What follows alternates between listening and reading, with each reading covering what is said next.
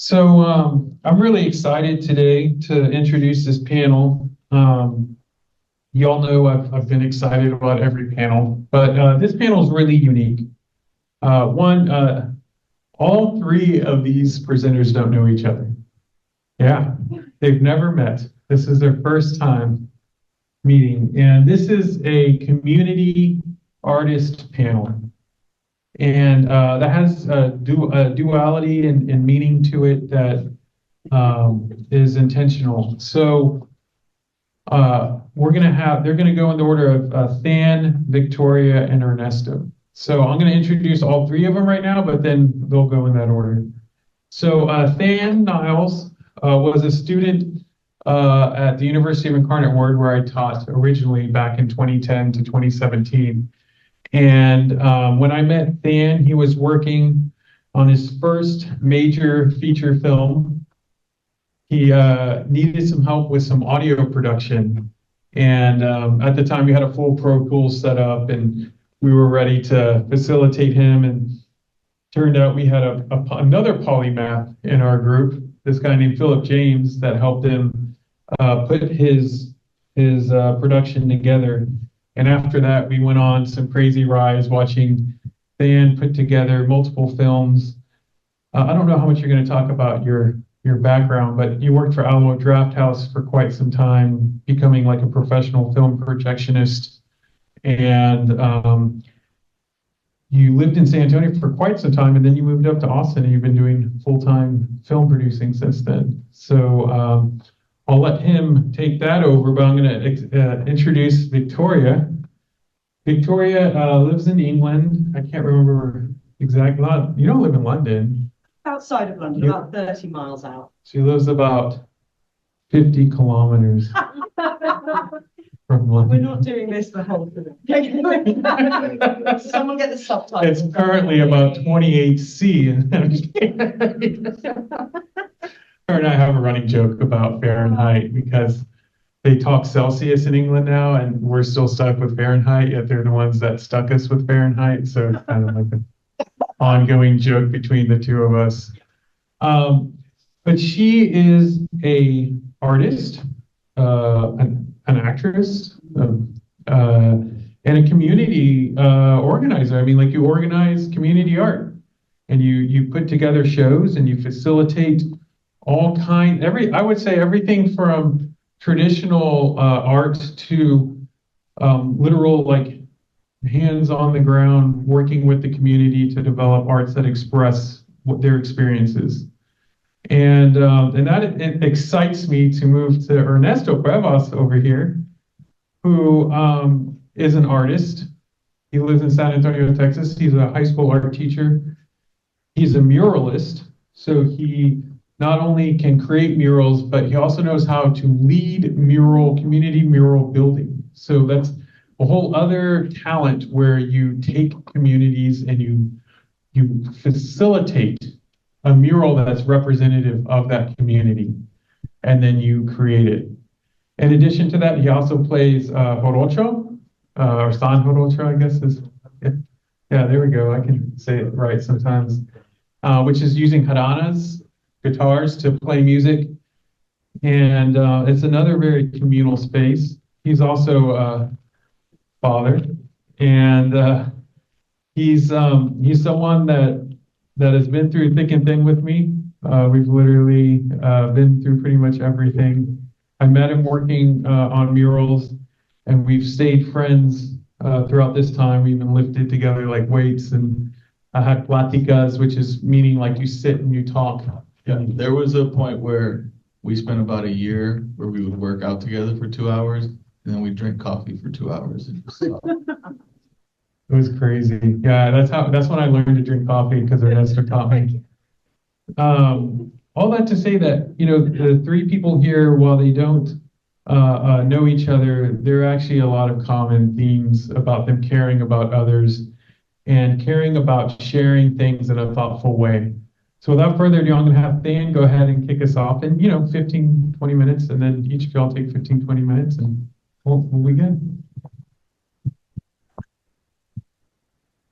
Thank you, Joey. Thank you so much for putting this together. It's been an awesome day so far.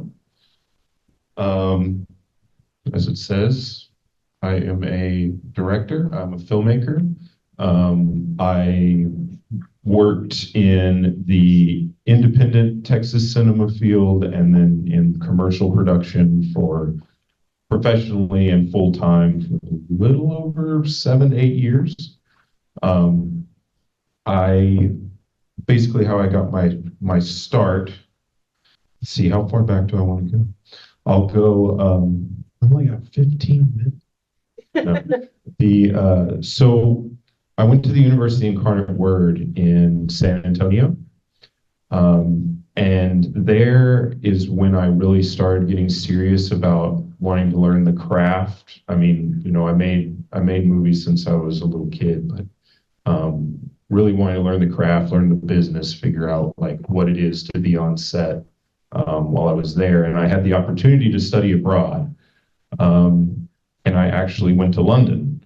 And I was in London for a year, and I went to the University Arts there, and the Wimbledon College of Art, actually, and got to work in their film program. And that's where I learned theory and got to get into the just full creative immersion in my chosen field. And so when I came back from that, I came back with, just so psyched to make movies. I just was chomping at the bit to make something. And that's that right around that time, right when I got back is when I met Joey. And actually, he kind of fostered me into the Convergent Media program. And it really was, it couldn't have been more perfect for me. Because at the time I was so singularly focused. It's like I knew what I wanted to do with my time. I knew what I wanted to make. And he gave me the room to do that, but then challenged me to think about, where does that live? What does it mean? What is happening in media on a grand scale? And what are the cultural implications of things? What are other people doing? And it really, and it was such a crazy time because it was like 2010, 2011. And so we were exploring the internet right before the atomic bomb of the internet went off, right? It was like YouTube was built. It was doing cool things for creatives. There were still these very kind of standard tracks to creative careers and things prior to when all the major social media companies changed to the viewership model of how many eyeballs and for how long you can get them, and which changed everything. And while I was making stuff back then, it was very much like, holy crud, like we can do this now. Like there's no barrier for entry. Like we took a digital camera and some borrowed lights and made a film, and it worked. Like we made the thing. We didn't need to, like, we didn't run out of money trying to process film over the course of like years. Like we weren't stringing up 16 millimeter film in our rooms, or it felt like arriving. It was like, this is how I'm supposed to make stuff. It definitely worked for my attention span. And so, fast forward to now, it's like I've been making stuff for a long time. So I'm going to kind of show you how, Joey's, create and document and share has really affected my life and my way of working. So I'm going to kind of show you, two sides of my brain here. Being the first is the commercial side of what I do. So this is my commercial company, Light Station Creative. And this is how I actually pay the bills, is by doing projects through this. It also serves as kind of my mechanical, inquisitive side of filmmaking. So, we've done a lot of stuff with, motion capture and animation and things that I always found really intimidating. But, this is kind of where I explore that kind of stuff. And then with live events and things, I wanted to talk a little bit about this one. And you'll see like all these projects like on the site, right? There's write-ups and everything. Everything I'm going to show here, basically I can give you a website, give you some web addresses and you can just go check it out if you're interested. But I definitely want to talk about this one. This is a fan favorite. So in college, while I was making my first film, it was called ISO. It was a horror film about a guy stranded in the Texas Hill Country, and he starts to feel like he's not alone. And we made that, and we started to make a companion piece. And that companion piece was supposed to be a little more of his backstory. And one scene that was needed was a club scene where him and his girlfriend go out for the night. And Joey helped facilitate this thing. We had no money, we had all borrowed equipment, but I wanted the production value. I didn't want anyone to know it wasn't produced by Warner Brothers, okay? Like we're gonna go all out on this thing. Like if I can find a way to digitally like raise the bar here on like a micro budget scale, let's go all out, which is kind of, I guess, summed up my whole creative career. It's like everything I try to overproduce to hell. But this one, like what helped us here was we were the perfect age. It was like we talked with a local music venue who agreed to let us throw a night there, just have a party. And we knew DJs, Philip James, who he mentioned earlier, of course, just like technical savant, he was also a DJ. And, and he performed, and we just had a bunch of college kids who had nothing to do come, and they showed up in mass. And we had some fire dancers that were just homies of a homie, and they came, and we just threw the party, and we just filmed the scenes as the actual party took place, which I wouldn't recommend. It was very harrowing, but when you don't have a choice, it's pretty exciting.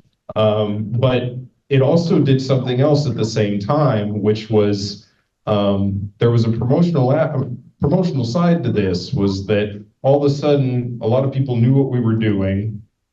They got to come and have a good time, and we shot our film, and they got to be a part of it.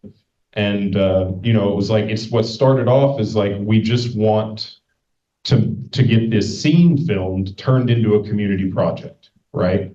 And so that was just it felt like such a success. It felt like it went over very well, and then it worked great. It worked great in the film. If you want to check the film out. So this is the other side of my brain. This is the side of my brain that hates gatekeepers. And so this is Big Balloon Productions. So this is all of my creative stuff. And this has been a labor of love for a very long time. And it's interesting. I guess just kind of jumping into this and not really having a distinct direction I wanted to go. I think what I want to communicate more than anything is, for one, definitely the importance of the wrong thing. Definitely the importance of documenting your work. Because sometimes even you forget. sharing your work, right? And if you can do it in a creative way, do so. Like here's pretty much all my thoughts on the production of this film.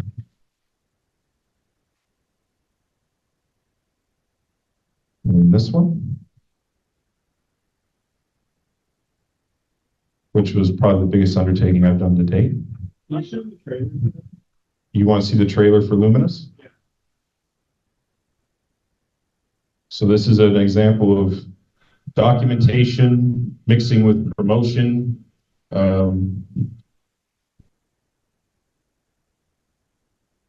What effects do the environments we live in have on us? What motivates the decisions we make? Luminous, I'm interested in the idea of a character who would normally go overlooked. I want to throw this character into a situation where they have to decide how the narrative plays it. We knew that the first phase of this was going to be a snapshot of a much larger story we're going to do. This gave us an opportunity to build the world.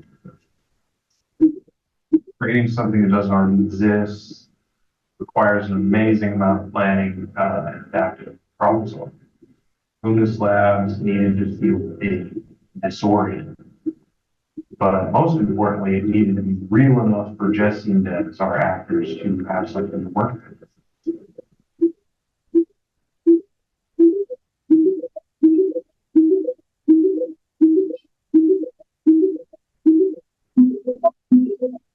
That balance of visual effects and practical set is tricky and requires a lot of faith in your team, which fortunately we have the best team in the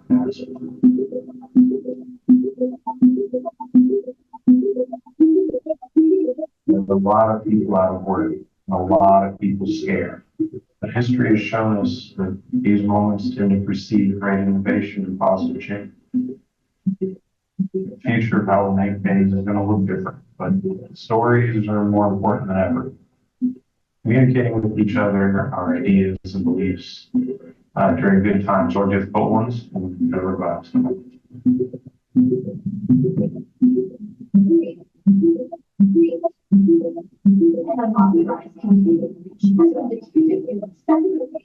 Personality aware and unauthorized continuity, but she has been rejected in the sector.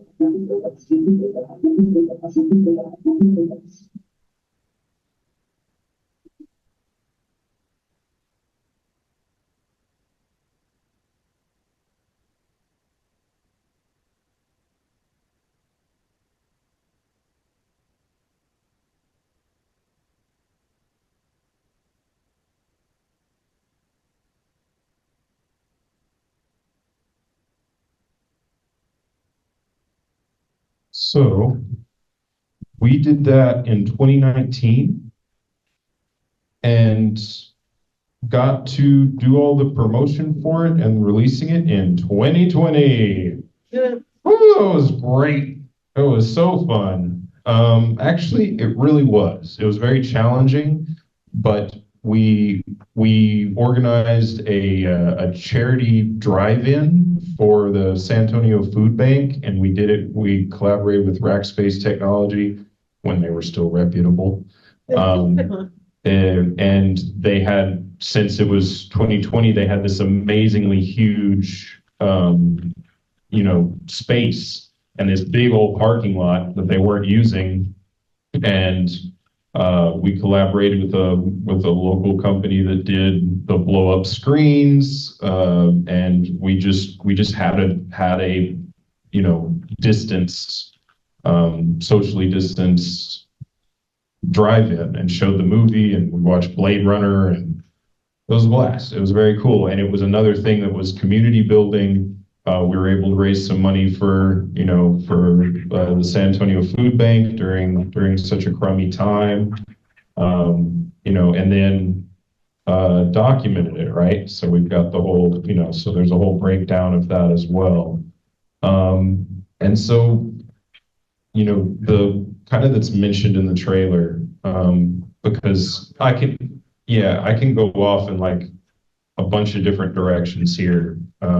Because it's been a long 10 years, or 12 years, 15 years. I don't know. I'm still getting used to being old. It's a new thing for me.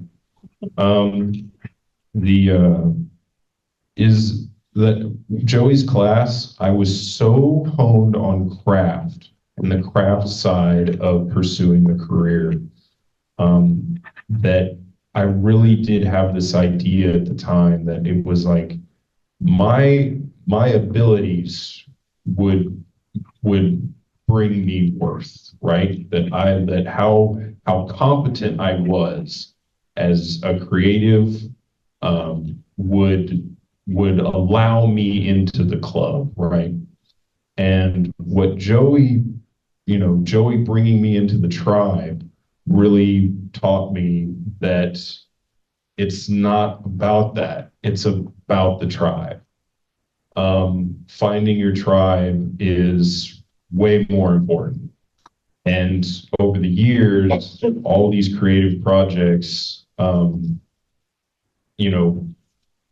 the end of the day and where I am now, it's the collaboration of the process of going through and making these things that makes it worth it. And if you can do that with people you respect and who keep showing up for you, and you have that kind of family environment, that's when you've made it. And with the way technology is going, and as storytelling becomes more tribal again, as it's gone out huge, and it's starting to come back to telling stories around the campfire, basically, especially with art. The people that are going to keep you fed in a creative situation are going to be your extreme super fans. And even though they're spread out across the world, it's still a small community. It goes the same way with making it. And, none of the stuff I've made, I did on my own. It's because I collaborated with great people. And so, that makes it kind of seem like I had a plan when I started this, right? Sort of. Thank you guys. Appreciate it.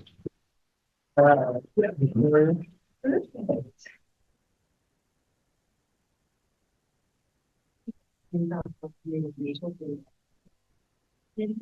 what I mean?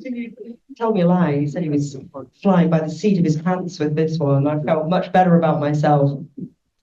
Now I feel terrible. Hi, I'm Victoria. Not from around here, if you couldn't tell. So I'm from the UK, and I live currently in the UK and also here in Texas and College Station. My link to Texas A&M is that I am married to someone in the department, Dr. Will Connor, over there. But we'll pretend I got here by my own good merit. Yes, you did. Right? Like, yes, it did. Someone earlier was talking very briefly, I think her name was possibly Valentina, and she was saying about imposter syndrome.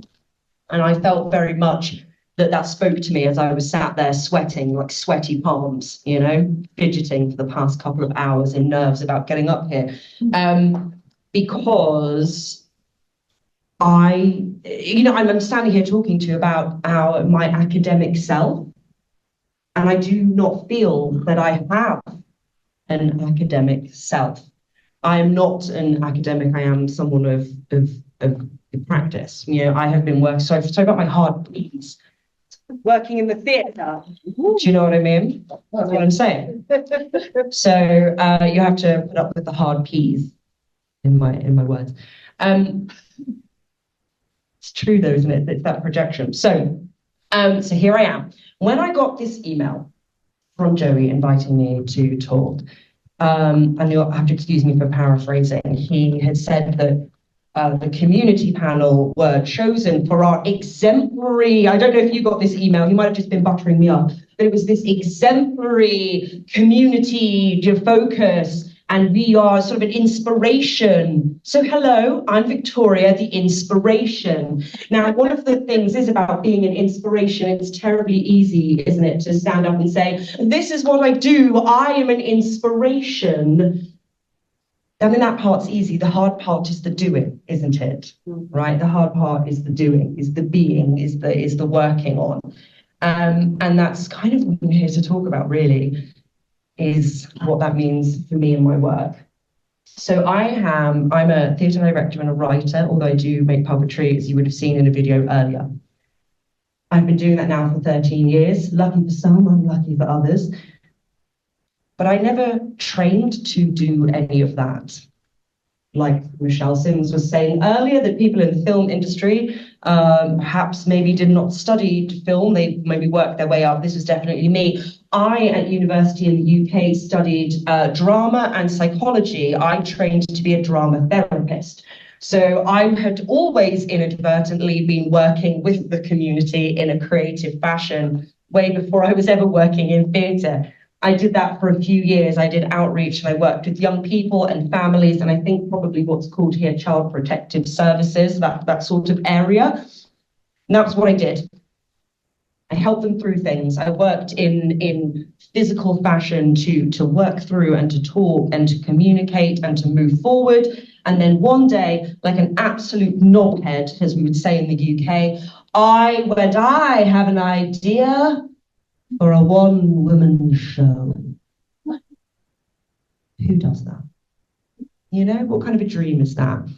And then some other idiot said, oh, darling, that's a wonderful idea. You should definitely do that. And so for some reason I did, okay? And as I must stress to you, I never thought that I would work in theatre. I never thought I would work in the creative industries, but I had this idea, and through this sort of circumstances, and I don't really know, I performed this one-woman show, and then this one-woman show went marginally well, and then we took it to this place, Sonorities Festival in Ireland, and then it kind of went well there, and then I went, I could be a creative. And slowly over years, I worked down one day less in my job every year until eventually, somehow magically, I became a full-time theatre director and a writer and a maker of puppets. And that has led me here to you today. But my academic self, being an inspiration, I'm told I'm an inspiration because I wake up every day and this is my job. But I'm not entirely sure. I don't know how you gentlemen feel about this. I just do it because I have to do it. This is my job. I cannot wait for the inspiration to strike, otherwise nothing would get done, right? So I've made some notes while I've been sat down today so I can get through the next sort of 5 or 10 minutes. Apologies while I get up on my phone. So,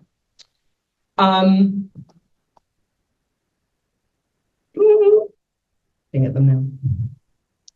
We're talking about inspiration, creativity. When I was doing psychology, when I was trained to be a drama therapist, there was a psychologist called McKinnon who conducted a study on various careers looking at creativity. McKinnon studied architects, engineers, and writers, and they found that creativity is not related to IQ or intelligence. The people who she was studying, or they were studying, are perceived by their peers to be creative, and their IQ is no higher or lower. What does this mean for us? Well, great, it doesn't matter. We can all be creative. We don't have to be well-educated, poorly educated. We can all be creative. We can all think creatively. Okay, great, but how does one do that? Because again, I'm standing here telling you how wonderful and inspirational and creative I am, but it's really, really hard, isn't it? You know, to wake up in the morning and do that. So that was my first thought. I was thinking, okay, well, what am I going to say to these people? What am I going to do? Okay, so it's not to do with IQ. It's not to do with intelligence. McKinnon found that creativity is a skill. It's a state of mind. Well, that's great for us, because that means we can all learn to think creatively. We can learn to be creative. But how do I be creative? How have I made a job out of it for the past 13 years? When somebody asks me how I build a puppet, which is a great deal of my job, I very usefully go, well, I get a piece of foam and then I carve away pieces of the foam that aren't a puppet. And that is genuinely my process, right? When I'm writing a script for a show, someone says to me, but how do you write the script? How do you come up with the ideas? I say, well, I start with an idea and then I add more to it until the show's finished. That doesn't help you at all on how to learn to be creative. I don't know if that is anything similar to that you've experienced, but it's certainly for me. So again, I was thinking, okay, what am I going to tell you guys? What am I going to do here? Okay, right, well, did a bit more research. Being invited to come here has really made me think over the past 2 months, what is it that I am doing when I'm working on my projects, on projects for other people, and projects with people?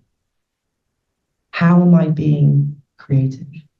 And how am I inspiring creativity in others? Because what I have seen today is a lot of people aren't inspiring other people.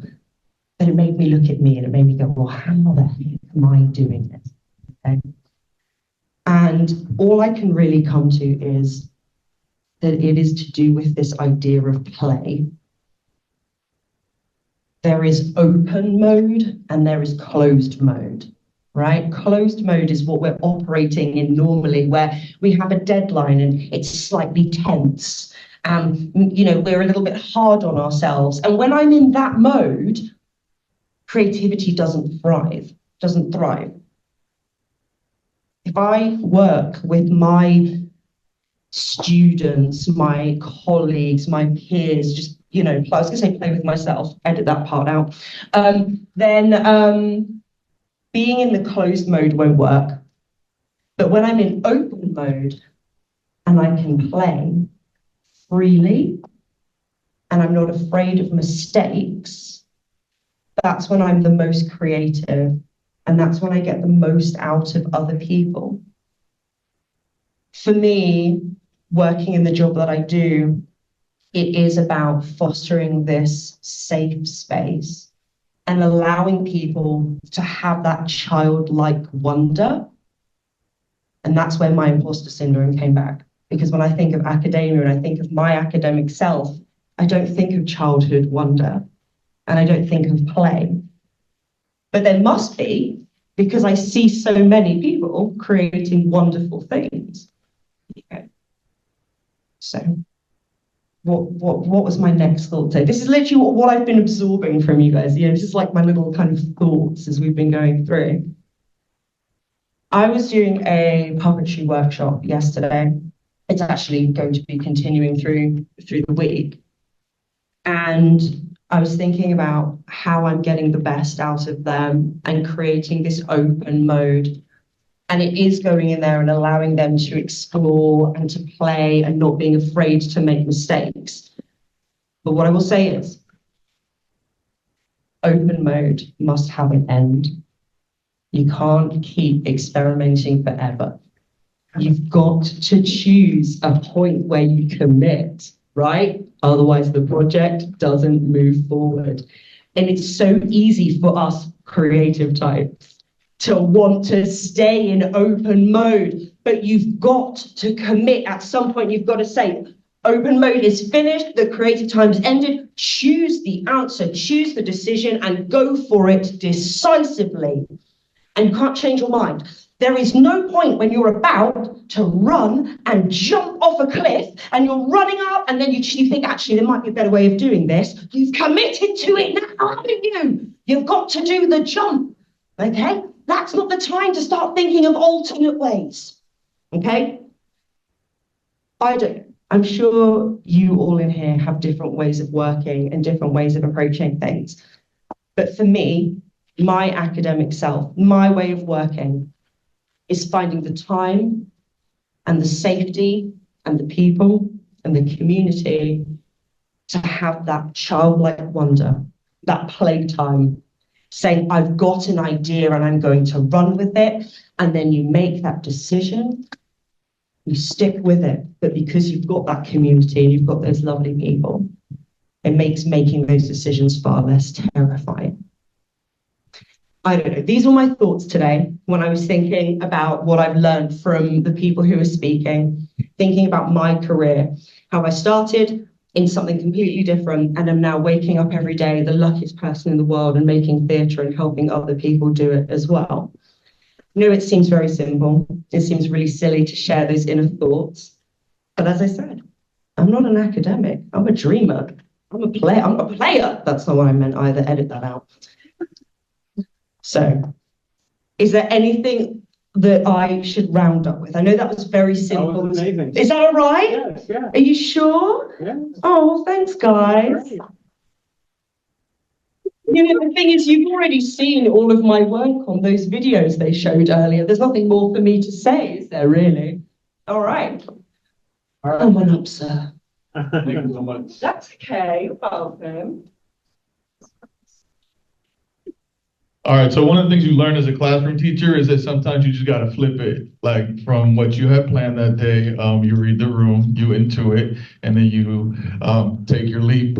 And so, like in honor of taking the leap, and in honor of Dr. Will's 3 Ps earlier, I'm about to flip the three Ps. And I this was not what was planned, but we're gonna do this. So here's what I need. I've been asked to present on community muralism and how we use community arts programming to tell story. And I do have a website where if we have time at the end of this, I'll walk you through the steps to show you how it's worked in other situations. But again, like my predecessor said, like there's something about context. And right now we have this group of community members gathered, this group of community creatives, a bunch of beautiful minds and souls. And so I'm going to use you to tell the story. So what I need is 6 volunteers, please. And don't be scared. I need 6 volunteers. I need 3 of you on that side of the board. I need 3 of you on this side of the board. You 2 are more than welcome to participate, please. Yeah, if people don't, you know what I mean, if they're feeling nervous. Yep. 3 people here. I need 3 people over there, please. And here's what you're gonna over on the whiteboard. We can't raise the screen, but we're gonna use a whiteboard right now. Okay. And you'll notice I went through and checked the dry erase markers, and the 3 dry erase markers that are there on the board, those are working. So each of you get a dry erase marker. Each of you get a dry erase marker. Perfect. Now, what I'd like for you to do is I want you to think of one pivotal moment from childhood till now. And I'd like you to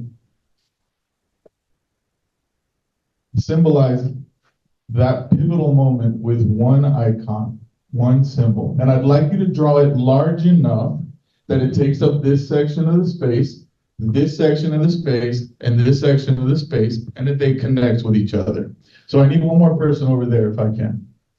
Yeah, perfect, Dr. Will. Great. So I'll give you a few minutes. I'll give you like 2 minutes. 2 minutes to think of that pivotal moment. Now, yeah, I'll give you 2 minutes. 3 minutes total. 2 minutes. 3 minutes total. Sorry.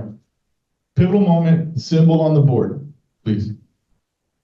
Transformational moment. Something that happened in childhood. Something that happened in your neighborhood. Something that happened at home. Something that happened in your education. Something that happened. You're creating your own symbol. And I want them to connect somehow, please. Like make sure that the symbols somehow reach out to each other. Now you guys might have to talk to each other in order to make that happen.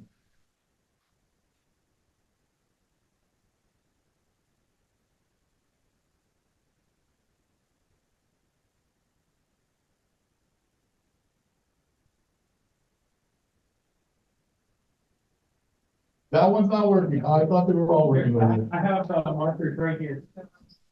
Sorry. No more markers. The green ones were not working very well. Oh, well, let me just figure.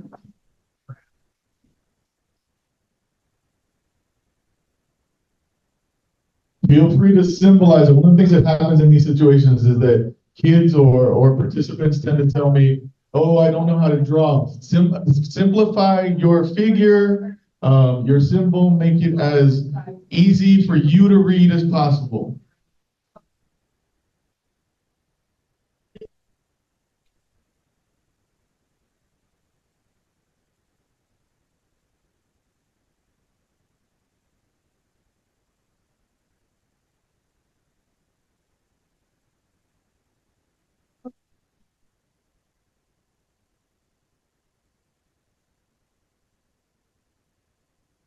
I'm gonna motivate my group over here on the right-hand side to start putting our symbols on the board.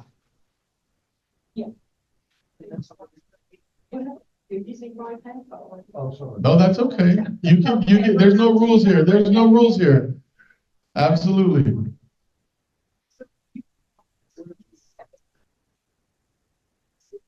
One more minute to draw your pictures. Simplify them, just make sure that they're nice and large and that they connect.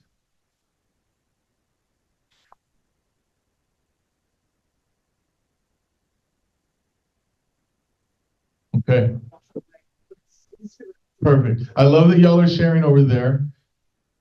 There's already community building that's happened there that didn't exist before we came in the room. And it's already happened over here that didn't exist before. They might have known each other and not had these conversations before this very moment. So there's already community building that's happening. Perfect. Now, if I could get, since you guys were finished, if you guys would like to go ahead and tell us your individual symbols. You want the mic? Yeah. Okay. Hi, my name is Bobby. I guess my pivotal moment was moving here. Not You from, can share with the group out there. cool. My pivotal moment was moving here. I'm not from the US. I moved when I was 15. So the era was like a big jump because I moved from Nigeria and like America's. Yeah. So that's my pivotal moment. Yeah, I need thanks. Hello again, everyone. It's me. So mine is that squiggly bit that's kind of coming out of the end of the eyeball. And in the spirit of today, it is a dress made out of newspaper that I made at a drama class my mum enrolled me in when I was 11. That was like the gateway drug of attention. Hi. Mine is a giant eyeball from space. And that I could probably just leave it at that, but I'm citing the first time I met Sun Ra, and he told me what I should do with my life, and I did it, and it was cool. Now, you guys, please, go ahead.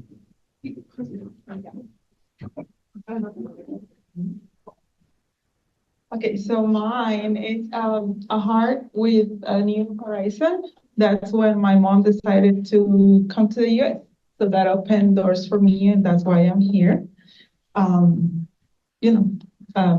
guess in school. So mine is my grandma passed in 2022 from pancreatic cancer. And so her love for me and her love for the family kind of encouraged me to continue my education and get my master's in criminal justice. Howdy.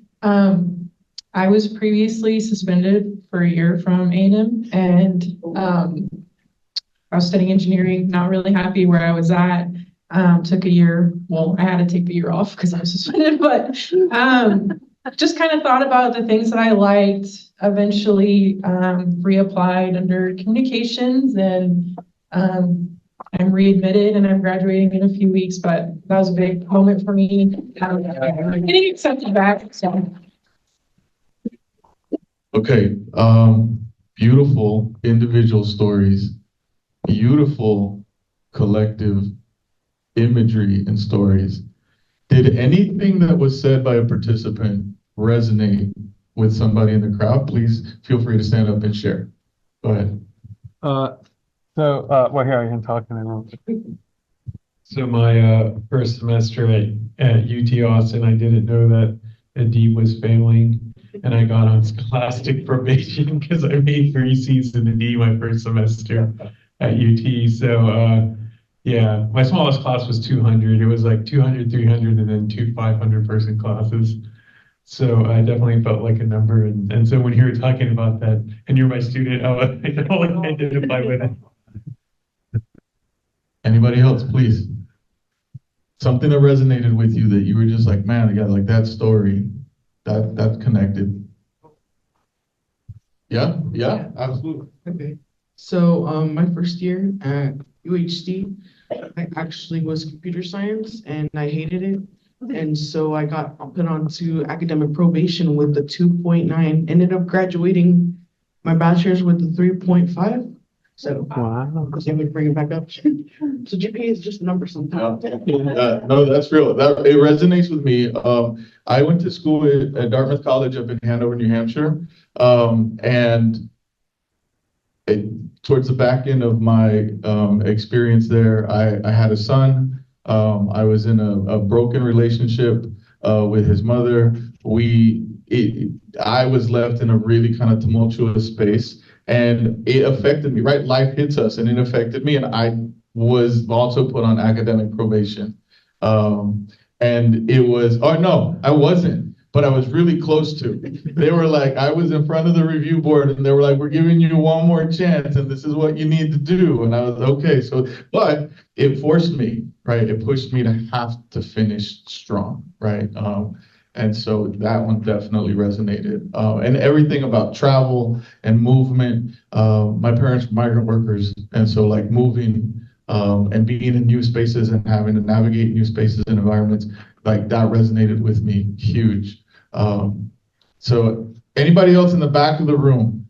I saw some like people nodding when you were hearing the individual stories. Yes. My parents like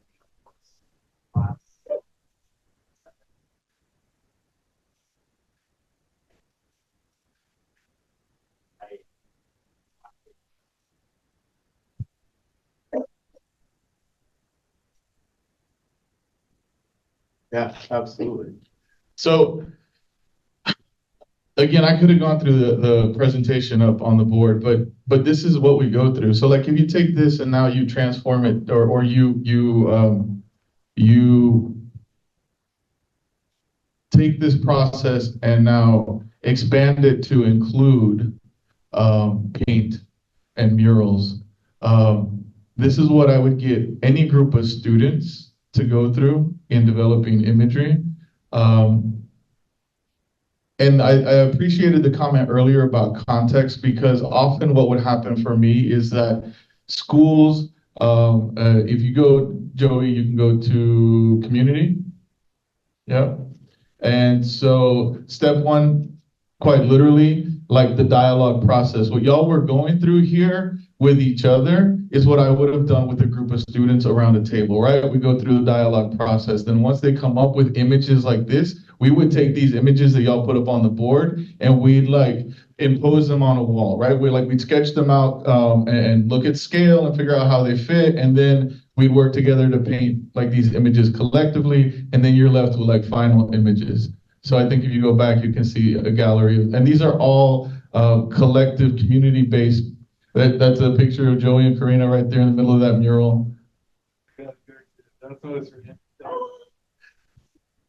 So this was a piece done in San Antonio that was commemorating one of the anniversaries of the Chicano moratorium. And we created a mural that involved a lot of community members, and it was the dialogue in the mural was based on the intersections of Chicano identity then and now, and like the relationship that youth have today with Chicano identity and how it relates to, or how it intersects with Chicano identity from our elders, right? And so that was one of the images that we did in San Antonio. This is a painting celebrating Oscar Zeta Acosta, the brown buffalo. So this is the process. And I wanted to just show you, like, I was listening earlier about like involving like the production and the process in learning. And so we're here together, and instead of just telling you all about myself, I just wanted to show you this is what we would do in order to create a community art piece. Now just imagine these pieces blown up really big, refined maybe a little bit, and produced in paint on a massive wall, and you've got a really beautiful installation. So.